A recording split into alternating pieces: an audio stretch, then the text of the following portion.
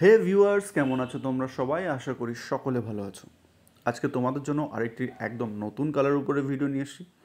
Already তোমরা দেখতে পাচ্ছ যে হেয়ারে কালার করা আছে।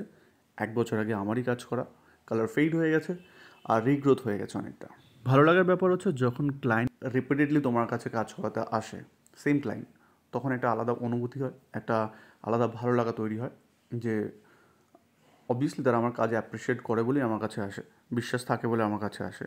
তো এই যে বিশ্বাসটা না, এই বিশ্বাসটা কাজের প্রতি আলাদা একটা ভালো পজিটিভ মেন্টালিটি বুস্ট করে দেয়। তো কাজ করতে অনেক সুবিধা হয় আর কাজ করতেও ভালো লাগে। তার জন্য থ্যাংক ইউ, তোমরা যারা বিশ্বাস করে আমার কাছে আসো। সো আজকেও সিমিলার একটা এয়ার টাচ টেকনিকে কালারটা হবে আজকে।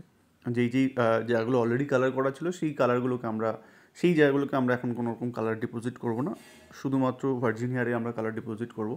ক্লাসিক 4 সেকশনে কাজ করা হচ্ছে, এয়ার টাচ টেকনিকে কাজ করা হচ্ছে, আর বাকি যা কালার অ্যাপ্লাই হচ্ছে সবটা ফয়েলের মধ্যে থাকছে, কারণ আমাদের অলমোস্ট 8 লেভেল লিফটিং লাগবে, 8 to 9। ফয়েলিং কমপ্লিট হওয়ার পর আমরা হেয়ারকে ভিজুয়াল চেকে রাখবো। আমাদের যতটা লিফট হওয়া দরকার ততটা লিফট হয়েছে কিনা সেটা চেক করব। আর লিফট হয়ে গেলে আমরা কালার ডিপোজিট করার জন্য বাকি যা প্রসেস আছে সেগুলোর দিকে এগোবো। একটা ইম্পর্টেন্ট কথা, অনেকেই আমার কাজ দেখে টেক্সট করছো, অনেকেই জিজ্ঞেস করছো কত কী প্রাইস। বেসিক্যালি প্রাইসটা ডিপেন্ড করে অনেকগুলো জিনিসের উপরে, যেমন hair density, hair length, plus কী কালার শেডস চুজ করা হচ্ছে তার উপরে। অনেকের মনে হচ্ছে যে প্রচুর চার্জেস পড়ছে। নর্মালি একটা এই প্যাটার্নের কালার করতে গেলে 3-4-5 ঘন্টা টাইম লেগে যায়।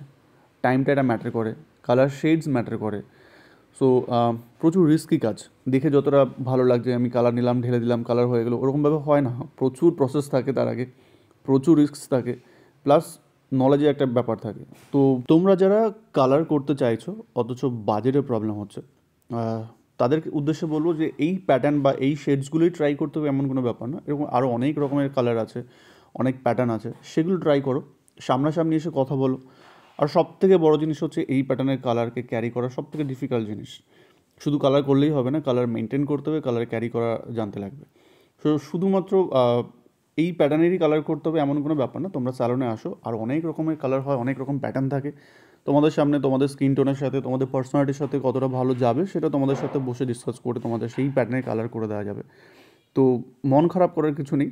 বাট হ্যাঁ, যদি এই ধরনের কালার করতে হয় সেই ক্ষেত্রে একটু চার্জেস পড়বে, আর প্রচুর সময় লাগে, বিশ্বাস করো অনেক সময় লাগে। তো আমার হাতে সবসময় থাকে না যে আমি চার্জ খুব কমিয়ে দিয়ে তোমাদের কাজ করে দেবো। যদি আমার পক্ষে পসিবল হতো অবশ্যই আমি করতাম। তোমাদের মন খারাপ করার কিছু নেই, তোমরা স্যালনে ভিজিট করো, আর আরও অনেক রকম প্রসেস আছে, তোমাদের ভালো লাগবে। আর এই হচ্ছে ফাইনাল লুক। দেখো তোমরা কেমন লাগলো, আর অবশ্যই জানিও তোমাদের কাছে কালারটা কেমন লেগেছে বাকি।